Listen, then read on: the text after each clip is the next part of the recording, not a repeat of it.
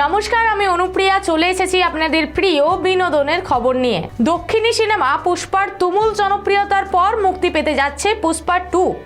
2021 সালে মহামারীর পর মুক্তিপ্রাপ্ত এই সিনেমা বক্স অফিসে আলোড়ন তুলেছিল। পুষ্পা সিনেমাটি প্রায় 350 কোটি রুপি ব্যবসা করেছিল। এরপর প্রায় 3 বছরের বিরতি, আবার আসছে এই সিনেমার দ্বিতীয় পর্ব। এই সিনেমার জন্য জাতীয় পুরস্কার পেয়েছেন আল্লু অর্জুন। জেনে নেব আরও বিস্তারিত। এই সিনেমায় অভিনয়ের মাধ্যমে আল্লু অর্জুন দ্রুত আন্তর্জাতিক তারকা হিসেবে পরিচিতি লাভ করেন।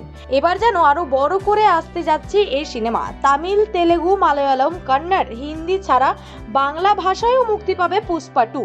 এতে থাকছে বাংলা গানও শোনা যাচ্ছে। এবার সেই গানে কণ্ঠ দিচ্ছে ভারতের বাংলা গানের জনপ্রিয় গায়ক তিমির বিশ্বাস। এটি যেন বাংলা ভাষাভাষীদের জন্য বিরাট এক চমক। গত বছর এপ্রিল মাসে আল্লুর জন্মদিনে মুক্তি পেয়েছিল পুষ্পা 2 সিনেমার প্রথম পোস্টারে আল্লুর লুক দেখে প্রায় হইচই পড়ে গিয়েছিল।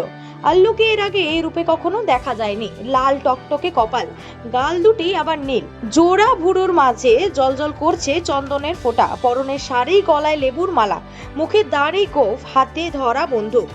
বলা চলে কিছুটা বৃহন্নলা সাজেই ধরা দিয়েছিলেন আল্লু। এর মাঝে চলতি বছর 8ই এপ্রিল মুক্তি পায় সিনেমার টিজার। সেখানে একেবারে নীল রঙের পট্টু শাড়িতে দেখা যায় আল্লুকে। জানা গেছে আসছে 15ই আগস্ট মুক্তি পাচ্ছে সুকুমার পরিচালিত এই সিনেমা।